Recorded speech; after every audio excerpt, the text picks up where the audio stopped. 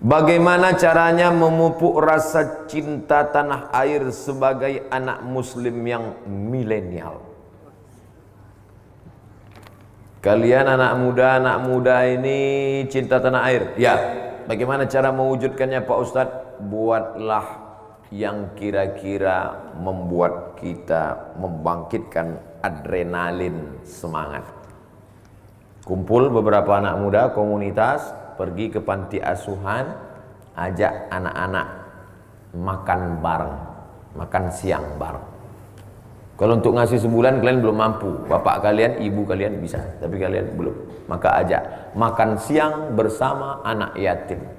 Mereka anak-anak Indonesia, anak suku bangsa kita, tapi cuman kurang beruntung karena bapaknya meninggal, susah. Ajak makan siang bareng. Besok, jangan tunda-tunda, besok hari Ahad. Kebetulan momen Agustus sekaligus Muharram.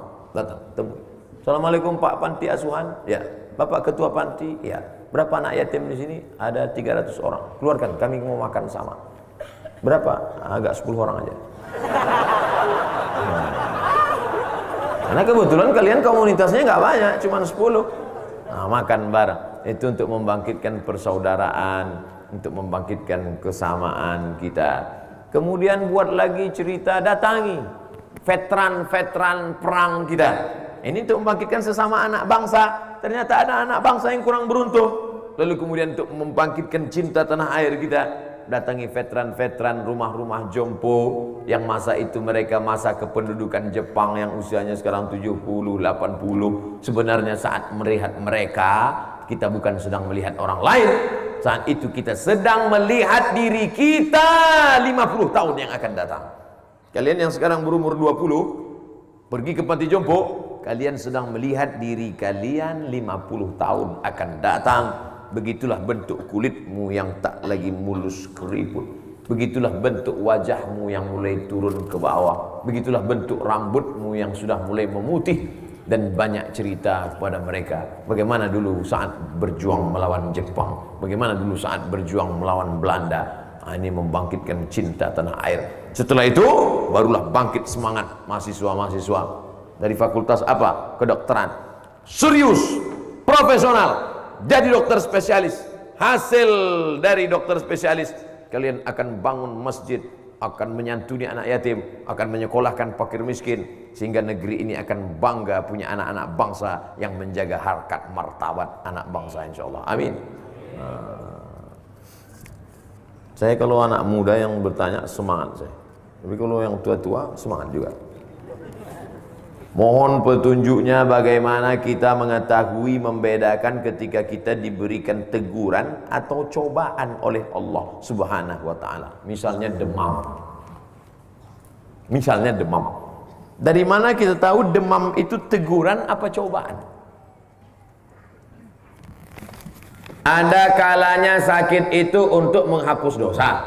Ada kalanya sakit itu untuk mengangkat derajat.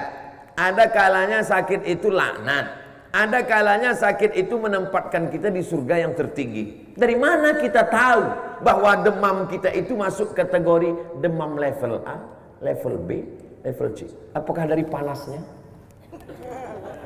Oke, termometer. Oh, panas Anda 40. Nah, ini laknat nih. Tidak bisa.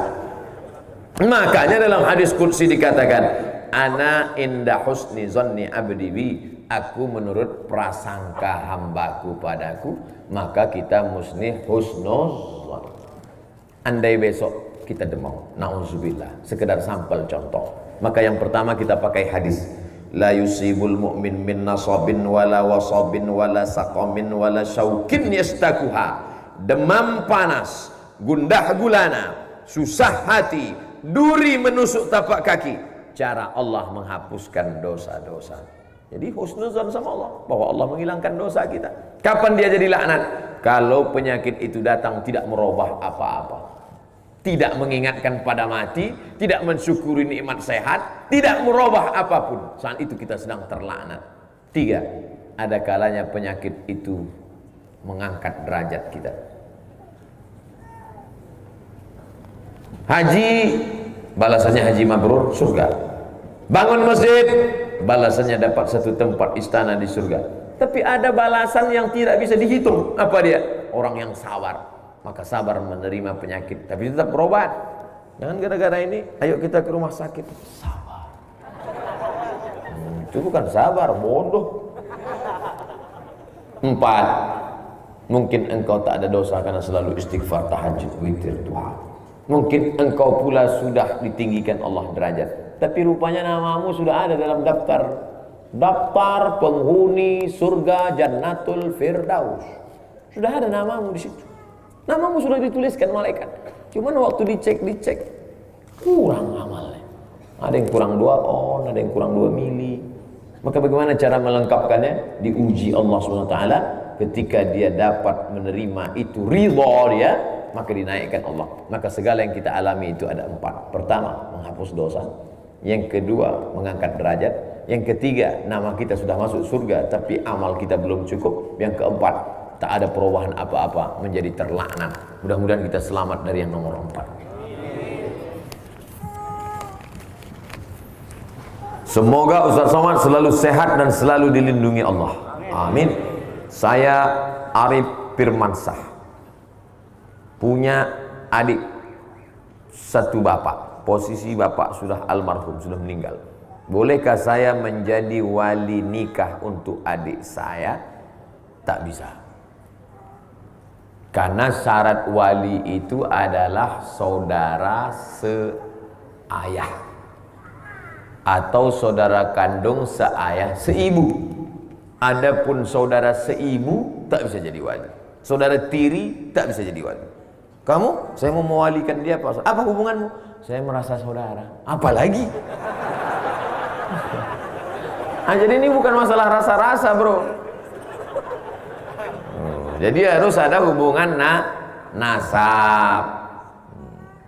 Kamu, saya mau mewalikan dia Pak Ustaz. Apa hubungan sama? Saya hubungan nasib Pak Ustaz. Nggak bisa. Oleh sebab itu ada hubungan nasab. Wali ibu, ibu. Wali adik, anak-anak gadis, wali kalian ada 6. Pertama, ayah. Tak ada ayah, kakek. Kakek itu apa Pak Ustaz? Grandfather. Yang kedua, abang. Adik, adik ayah atau abang ayah. Kami di Sumatera abang. Kalian mau pakai kakak, terserahlah. Yang penting samanya itu. Nah, oleh sebab itu maka 6 orang inilah yang menjadi walimu. Wali, tugasmu bukan cuma menikahkan saja. Wali bertanggung jawab kalau anaknya, cucunya, ponakannya, adiknya pakai jilbab pasrah tapi tak rela. Pakai jilbab sakaratul maut. Pakai jilbab setengah hati. Tidak menutup aurat. Kau akan dituntut di hadapan Allah. Selangkah lagi kau mau masuk surga. Tapi kalau kau biarkan perempuan yang menjadi tanggung jawabmu ini, maka kau juga selangkah lagi masuk neraka. Oleh sebab itu jaga adik perempuan kita. Jangan sembarangan dibawa oleh laki-laki. Mas, aku bawa adikmu ya. Bawa lah. Jam 12 nggak apa-apa. Alah pagi pun nggak apa-apa. Bawa. Nanti pinjam motor kau sebentar ya. Oh nggak bisa. Oleh sebab itu ini tanggung jawab luar biasa. Tapi bukan berarti karena tidak bisa diwalikan lalu tidak peduli, tetap peduli. Tapi masalah urusan wali bukan sembarangan. Jangan menikah tanpa wali. La nikaha, tidak sah nikah illa biwaliyin, kecuali dengan wali, wa syahidai adlin, dengan 2 saksi yang adil. Ini banyak nih sekarang nikah pulang. Itu siapa? Suamiku. Kapan kau nikah? Kemarin. Walinya? Udah saya bayar kemarin wali. Wali dibayar. Emang Pak RT? Pak RT pula marah pula Pak RT. Ustadz yang disayangi Allah, amin. Bolehkah badal haji laki-laki dilaksanakan perempuan? Boleh. Mana dalilnya? Ada seorang perempuan mau membadalkan haji ayahnya karena ayahnya sakit keras. Badal haji itu apa? Melaksanakan haji untuk orang 2. 1 sudah meninggal dunia, yang 1 masih hidup tapi sakit keras. Dalilnya ada. Labbaik Allahumma subrumah. Labbaik Allahumma subrumah. Aku menghajikan Subrumah. Nabi nanya, ente ngajikan siapa? Subrumah. Subrumah itu siapa? Akhi, my brother, sedulurku, saudara saya. Dia sudah meninggal dunia. Ya. Kau sudah haji apa belum? Belum. Hajikan dulu dirimu, baru hajikan seluruh rumah. Itulah dalil boleh menghajikan orang yang sudah meninggal. Mudah-mudahan kita semua bisa berangkat haji. Setelah adik-adik nanti haji, pas haji yang kedua, itu kau hajikan saudaramu. Pas nanti sampai di Bir Ali, labbaik Allahumma umrah an fulan bin fulan. Aku hajikan saudaraku si fulan bin fulan, aku umrohkan. Bagaimana kalau jamaahnya laki-laki mau menghajikan ibunya? Sah. Bagaimana kalau jamaahnya perempuan mau menghajikan bapaknya? Sah. Dalil tentang ini hadis sahih. Ya Rasulullah, bapak saya kalau dinaikkan ke atas onta jatuh. Naik atas onta jatuh. Sudah tua, tulang belakangnya tak bisa lurus lagi. Bolehkah saya hajikan dia? Boleh. Itu dalil yang sudah tua bisa dihajikan karena tak sanggup lagi naik pesawat. Bagaimana sikap saya jika istri saya mohon maaf selingkuh dengan sahabat saya sendiri? Az-zaniyatu waz-zani, laki-laki perempuan yang berzina, fajlidu kulla wahidin minhuma bi'ata jaldah, cambuk 100 kali kalau belum nikah. Kalau sudah nikah, farjumuhumal battah, dimasukkan ke dalam tanah, dilempar batu sampai mati. Ini selingkuh dia dengan temanmu, maka kau panggil dia baik-baik, kasih tahu dia, kau kalau hidup zaman Nabi udah lempar pakai batu, udah mati kau dah. Kalau kau bisa menerima dia, taubat dia, terima dia baik. Tapi kalau kau tak bisa menerima dia dengan baik, bunga bukan setangkai, kumbang bukan seekor, patah tumbuh hilang berganti, hilang satu tumbuh 1000. Emang main bola tepuk tangan. Jangan mulutmu berkata siap, tapi hatimu berkata tidak. Lain di bibir, lain di hati.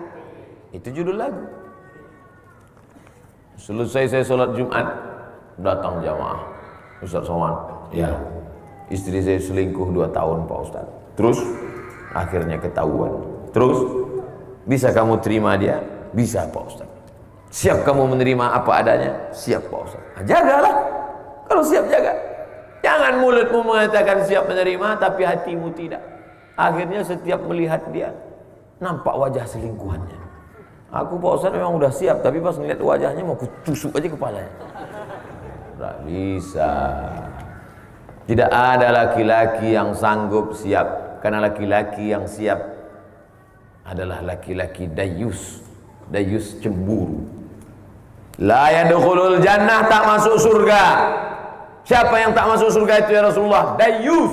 Siapa dayus? La yagharu ala maharimihi, tak ada rasa cemburunya.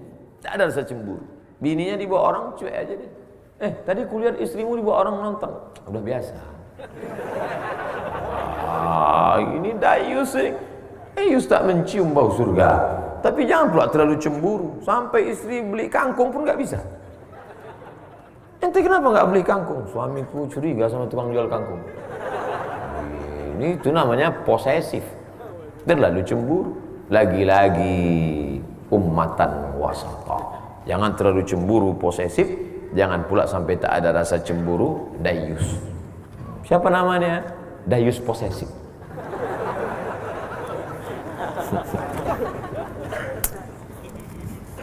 Hai perempuan, tidak ada laki-laki yang bisa menerima perempuan yang berselingkuh. Kalaupun ada, dia akan balas dengan perselingkuhan yang lain. Karena tabiat laki-laki adalah ayam jantan yang perkasa. Ayam jantan 2 ekor, masukkan ayam betina, buat 1 kandang. Sampai mati ayam jantan itu. Berdarah, dicakar, diinjak, dipatok, mati ayam jantan. Berkelahi untuk merebut 1 ayam betina. Begitu ayam. Beda sama babi. 2 ekor babi jantan, masukkan 1 babi betina, dibuatnya bertiga. Kalau tak percaya tes.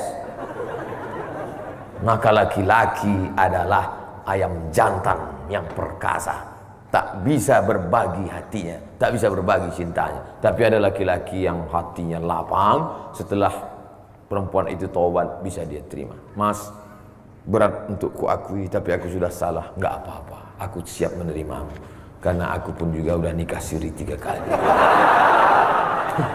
Rasakan kau lah. Semoga Ustaz selalu sehat walafiat. Amin. Saya sehat.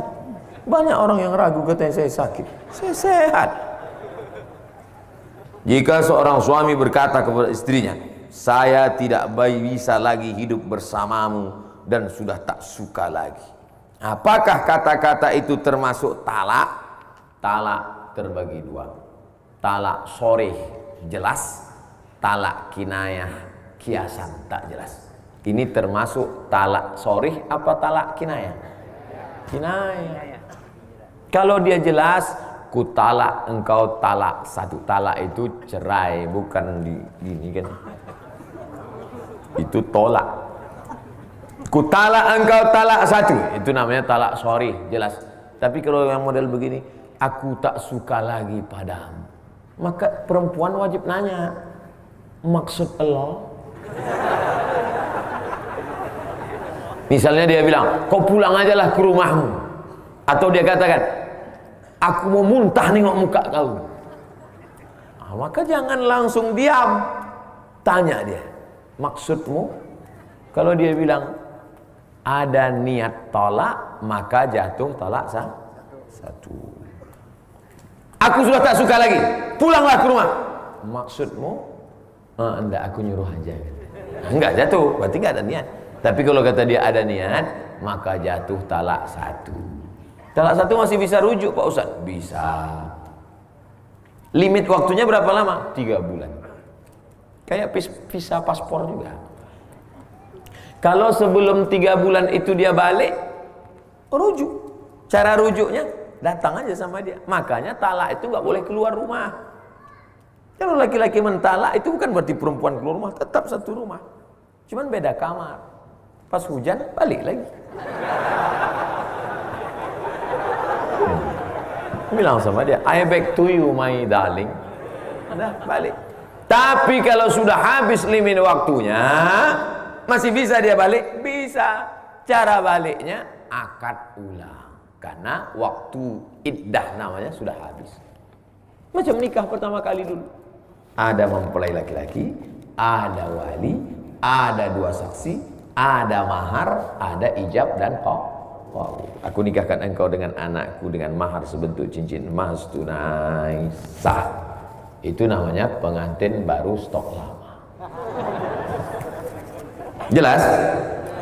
Talak 2 masih bisa balik. Yang tak bisa balik talak 3. Makanya semarah-marahnya engkau jangan langsung talak 3.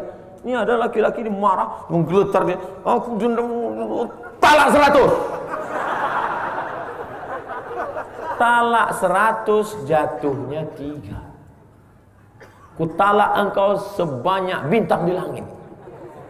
Jatuh 3. Kalau sudah jatuh talak 3, la tankihu fala tahillu lahu hatta tankiha zawjan ghairah. Tidak boleh kau nikah dengan dia sampai dia nikah lagi dengan laki-laki lain.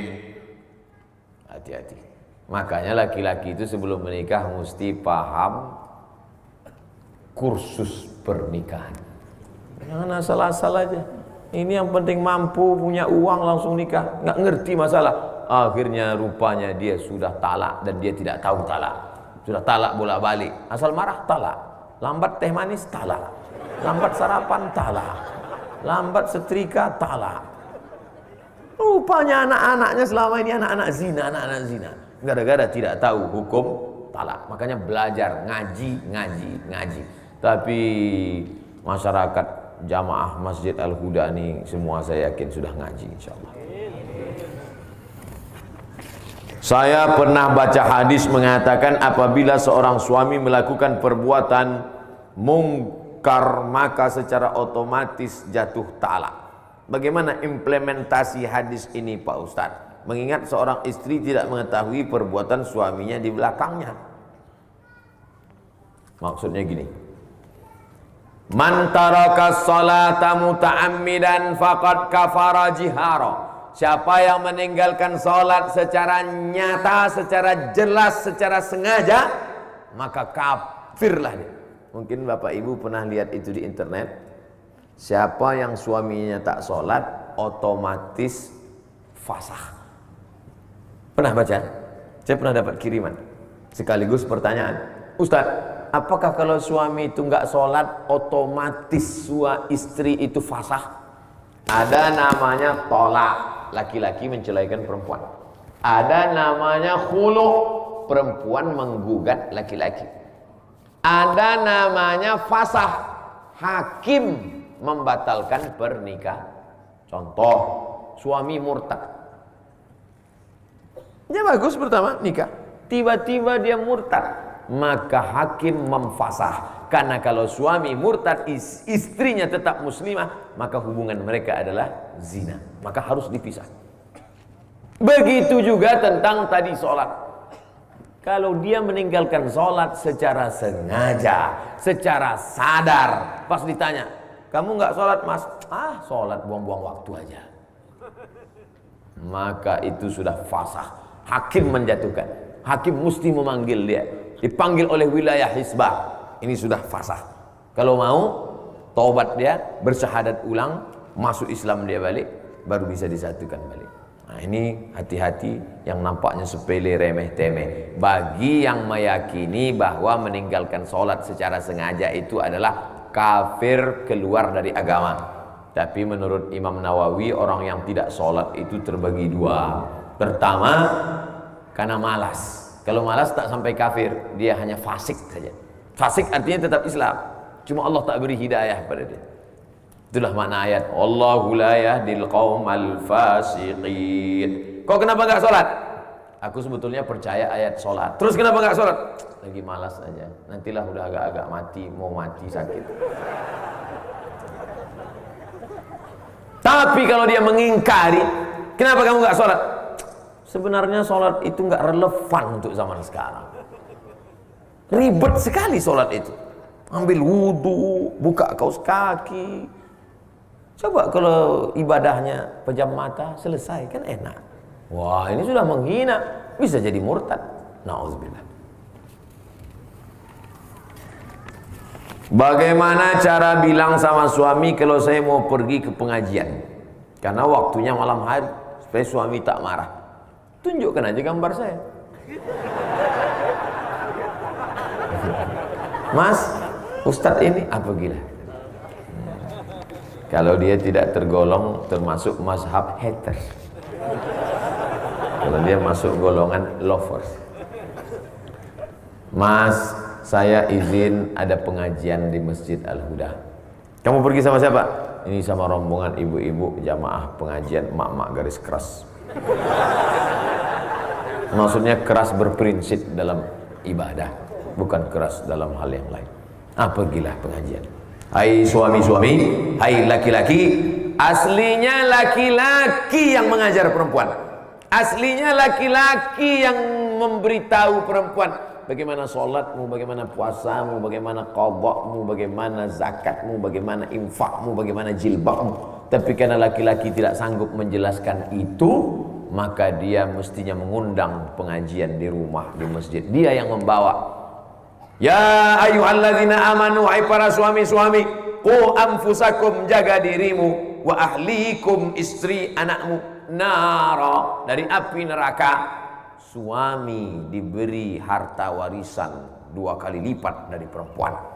Laki-laki diberikan kuasa, ar-rijalu qawwamuna 'alan nisa. Bukan karena Islam diskriminatif, tapi karena tanggung jawab laki-laki yang besar. Siap jadi laki-laki? Banyak sekarang laki-laki nggak siap jadi laki-laki, berotot tapi melambai. Di mana pengajian Masjid Al-Huda? Sana. Ini termasuk laki-laki yang tak siap jadi laki-laki. Oleh sebab itu saya bangga malam ini saya sedang berhadapan dengan laki-laki yang sejati. Laki-laki yang sejati bukan ototnya tegap. Laki-laki sejati adalah laki-laki yang menyelamatkan perempuan. Khuliqatil mar'atu min dhila'. Perempuan itu diciptakan dari tulang rusuk yang bengkok. a'wajuha a'laha, tulang rusuk yang paling bengkok yang paling bagian atas. In akhazta aqamtaha kasartaha, tulang rusuk yang bengkok itu kalau kau paksa lurus dia akan patah. Ini tulang rusuk bengkok, kalau kau paksa lurus patah dia. Kalau kau ikut kau jadi bengkok. Maka pandai-pandailah meluruskannya, ajak dia pengajian, bawa majelis taklim. Kamulah laki-laki yang mesti membawa mereka. Sekarang ada perempuan yang mau pengajian, alhamdulillah. Allah nggak adil Pak Ustaz. Kenapa dia baik dapat istri celaka? Kenapa dia perempuan baik dapat suami tak baik? Husnuzon sama Allah. Mungkin laki-laki yang tak baik itu supaya istrinya itu menjadi baik. Mungkin perempuan yang tak baik itu dijumpakan Allah dengan yang baik supaya mereka baik. Kalau suami baik dapat istri baik, lalu yang tak baik, masa mereka sama-sama dua masuk neraka? Husnuzon kepada Allah Subhanahu wa ta'ala. Oleh sebab itu maka menjadi laki-laki adalah tanggung jawab. Menjadi laki-laki, ibu yang punya anak laki-laki panggil ke sini sebentar nak. Kau menjadi laki-laki ada tanggung jawab di hadapanmu. Kau akan dituntut, kau akan ditanya. Kullukum ra'in, setiap kamu pemimpin, wa kullukum mas'ulun an ra'iyatih, setiap kalian akan dituntut, diminta tanggung jawab di hadapan Allah Subhanahu wa taala. Laki-laki sekarang yang ditanya hanya sholatmu saja, yang ditanya sekarang hanya celanamu saja sudah nutup lutut atau tidak. Tapi begitu kau menikah, sholat istrimu, bacaan Quran istrimu, jilbab istrimu, semua akan ditanya. Tapi jangan gara-gara ini kau takut nikah. Kau udah nikah berat, kata seseorang. Jadi gimana? Aku mau nikah sama laki-laki aja. Oh, alhamdulillah. Laknat di atas laknat adalah disebutkan azabnya dalam Al-Quran. Ata'tunar rijala syahwatan min dunin nisa. Kenapa kalian bersyahwat melihat laki-laki tapi tidak pada perempuan? Ada laki-laki yang bersyahwat pada laki-laki. Melihat perempuan, cuek aja deh. Bro, ada cewek cantik, cuek aja. Ada anak lajang ganteng, wow. Ja'alna 'aliha safilaha, kami jadikan bagian bawah tanah itu naik ke atas, bagian atas jatuh ke bawah. Wa amtarna 'alaihim bihijaratin min sijilin mamdud, kami hujani mereka dengan tanah liat yang terbakar api neraka. Azab bagi homoseksual. Hati-hati. LGBT. Mudah-mudahan Allah menyelamatkan anak-anak muda kita insyaallah. Tadi saya dapat gambar kiriman, ada anak muda remaja masjid aktivis nikah. Saya buat komen di bawah, LGBT. Apa maksudnya Ustaz? Laki gemuk, bini tipis. Lakinya besar, istrinya kurus. Saudara yang dimuliakan Allah Subhanahu wa taala, tak ada makna pengajian kita malam ini kalau tidak membawa perubahan. Betul? Oleh sebab itu kita ingin setelah pengajian ini ada perubahan. Yang sebelumnya tidak sholat subuh, besok sholat subuh berjamaah. Yang sebelumnya belum berhijab, mudah-mudahan dibukakan Allah pintu hatinya berhijab. Yang selama ini masih lagi keluh kesah, selalu mengutuk nasib, mulailah dia percaya kepada takdir baik dan takdir buruk. Mudah-mudahan sesuai dengan tema kita, terwujudlah kaum muslimin ummatan wasatan yang cinta negeri dan tanah air. Amin ya rabbal alamin. Kalau tidak kita membangun bangsa ini, tidak akan mungkin orang lain akan datang membangunkan bangsa kita untuk kita. Assalamualaikum warahmatullahi wabarakatuh. Ustaz. Waalaikumsalam. Saya Asep. Mohon maaf, Kang Asep inilah yang sudah punya ikatan sedunia. Abdul Somad belum ada persatuannya, Asep udah ada. Dari Pondok Sabilul Mu'tadin mengenai perbedaan al-ghais dengan al-matar. Apa beda ghais dengan matar? Ketika Nabi sedang khutbah, tiba-tiba datang seorang laki-laki Arab Badui, halakatil amwal. Ya Rasulullah, ternak-ternak saya di kampung sudah mati, kering kerontang. Kebun saya juga mati. Tolong doa supaya turun hujan. Nabi tidak mengatakan amtir, tidak digunakan kata matar, tapi digunakan kata ghais. Aghisna, aghisna, aghisna. Turunkan hujan, turunkan hujan, turunkan hujan. Kapan penggunaan matar? Fasa'a matarul munzarin. Seburuk-buruk air yang turun sebagai azab. amtir alaina hijaratan, turunkanlah hujan kepada kami batu. Jadi dari dua penggunaan tadi, kalau ghais itu untuk hujan sebagai rahmat, kalau matar itu biasanya digunakan untuk sebagai laknat. Mudah-mudahan yang turun kepada kita hujan rahmat, bukan hujan laknat. Pertanyaan anak pesantren tuh ya begini, berkualitas, bergizi dia. Bagaimana dengan agama selain Islam yang awalnya tidak percaya pada Tuhan Esa, tapi ketika hendak meninggal mereka mengucapkan syahadat atau percaya adanya Tuhan, dan Tuhan itu Esa? Kata Imam Fakhruddin Ar-Razi, malaikat maut di keningnya tertulis la ilaha illallah. Supaya apa? Supaya semua orang yang tidak bertauhid pada saat dia mati, pas ngelihat kening malaikat maut, dia baca la, dan tidak perlu menggerakkan mulut. Kalau nyebut Bang Haji tetap menggerakkan mulut, bolot. Tapi kalau menyebut la ilaha illallah nggak perlu menggerakkan mulut, la ilaha. Kenapa? Karena saat sakratul maut itu berat, maka ditulis saking inginnya Allah, wala tamutunna illa wa antum, jangan mati melainkan dalam keadaan muslim. Makanya ketika sholat kita katakan inna sholati wa nusuki wa mahyaya wa mati lillahi rabbil alamin la syarika lahu wa bidzalika umirtu wa ana minal, saya ingin mati muslim. Tapi kenapa kalau mati muslim, kenapa orang muslim itu mesti bersyahadat disaksikan orang ramai di masjid? Supaya jenazahnya bisa diurus, fardu kifayah, dimandikan, dikapankan, disolatkan, dikuburkan. Kenapa karena nggak bisa mandi sendiri, maka dikapankan, dimandikan, disolatkan. Bapak ibu semuanya, selesai sholat Jumat ini jangan pulang, kita tunggu ada yang mau syahadat masuk Islam. Saudaraku, sesungguhnya yang bersaksi ini adalah semua yang hadir.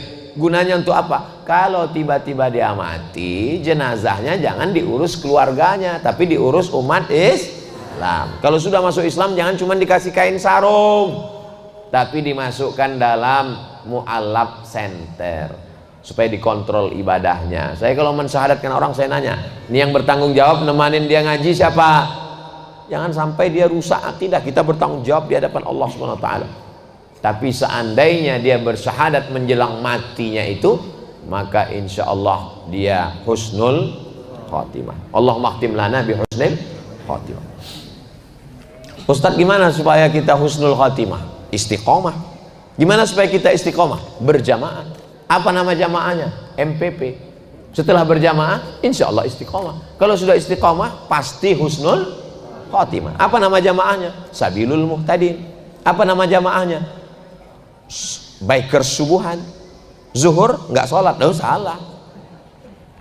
Assalamualaikum WRWB warahmatullahi wabarakatuh.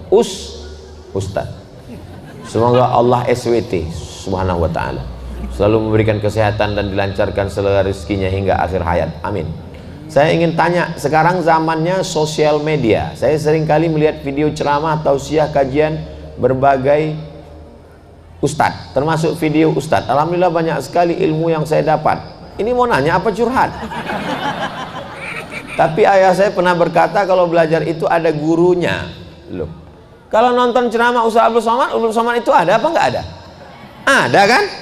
Saya yakin yang hadir malam ini ingin memastikan bahwa Abdul Somad itu ada di alam nyata. Jangan ngaji orangnya nggak ada. Ustadz Adi Hidayat itu ada? Ada. Gus Baha itu ada? Ada. Buya Yahya itu ada? Ada. Ngajilah yang orangnya ada. Upin Ipin ada? Saya belum ketemu. Tapi ayah saya bilang katanya belajar agama itu harus ada gurunya, harus bersanad untuk dipertanggungjawabkan kelak. Kalau kata gurunya, saya ijazahkan kitab yang saya kaji ini kepada kamu semua, maka walaupun melalui YouTube ijazahnya diterima. Maka kita bilang qabiltu ajaztukum jami'a marwiyati wa muallafati wa muhadarati Aku ijazahkan semua ilmu-ilmu yang selama ini kuajarkan, semua kitab-kitab yang kutulis, semua ceramah-ceramah, tausiah-tausiah, zikir-zikir, hadis-hadis, ijazah ammah. Jawabannya qabiltu, aku terima. Bagaimana hukumnya atau pendapat Ustadz tentang hal tersebut? Iya, mesti berguru, gurunya mesti ada, dan gurunya mesti ahlus sunnah wal jamaah. Jangan berguru kepada Syiah, jangan berguru kepada Khawarij, jangan berguru kepada Murji'ah, jangan berguru kepada sekuler, jangan berguru kepada liberal, jangan berguru kepada agnostik, jangan berguru kepada ateis. 3. Akidahnya ahlus sunnah wal jamaah, fikihnya bermazhab. Kita di Indonesia mazhab Syafi'i dengan tetap menghormati mazhab Hanafi, Maliki dan Hambali. Bertasawuf, berakhlak sunni, bukan falsafi, seperti Imam Junaid Al-Baghdadi dan Imam Al-Ghazali, Ihya Ulumuddin. Para habaib kita, dari Habib Umar bin Hafiz yang ada sekarang sampailah kepada para habaib kita yang ada di Indonesia ini. 3. Akidahnya Asy'ari, Sunni, fikihnya Syafi'i, tasawufnya Imam Abu Hamid Al-Ghazali. Satu lagi Pak Ustadz, ya, saya ada orang yang memiliki hobi olahraga pencak silat. Doakan saya semoga hobi saya bisa bermanfaat bagi agama. Bagus. Coba kalau Ustadz Abdul Somad pencak silat, mana berani bazar-bazar ngejek, patah-patah ginjalnya. Bernilai ibadah di mata Allah. Doakan saya juga semoga saya bisa tembus pelatnas dan juara nasional serta internasional. Di akhir majelis kita doakan semuanya, mudah-mudahan semuanya yang kesulitan-kesulitan dimudahkan Allah, yang belum ketemu jodoh ditemukan dengan jodoh yang soleh solihah. Yang bilang amin yang belum nikah aja, anak-anaknya anak-anak yang soleh dan solihah, mati dalam keadaan husnul khatimah. Nanti di akhir majelis kita berdoa semua. Ini kertasnya lebar, pertanyaannya dikit. Bagaimana caranya kita membayar utang? Ya bayar aja. Kalau orangnya sudah tidak tahu kemana, tanya Google. Dengan siapa membayarnya Pak Ustadz? Atau dilupakan aja? Pertama cari ahli warisnya. Ahli warisnya sudah tidak ada satupun ditemui. Pertama hitung berapa utangnya. Utangnya 100.000, tahun berapa? Tahun 80. 100.000 tahun 80-an itu emasnya berapa gram? 1 gram. Berarti bayarnya tahun 2022 bukan 100.000, tapi pakai 1 gram emas. Karena yang stabil itu adalah emas. Makanya nikah maharnya pakai emas. Kalau pakai mukena nggak stabil, lapuk. Bagi yang belum nikah, yang udah apa boleh buat, terima aja lah mukena itu. Kalau tahun 80 1 gram emas, bayarnya di tahun 2022 juga 1 gram. 1 gram emas sekarang 1.100.000 atau berapa gitu. Tapi karena kita udah lama kenal, ya udah 1 juta aja. Bayar 1 juta, serahkan ke lembaga yang dinikmati umat, bukan dinikmati personal. Serahkan ke lembaga yang dinikmati umat. Di mana itu lembaga yang dinikmati umat? Pondok Pesantren Sabilul Muhtadin.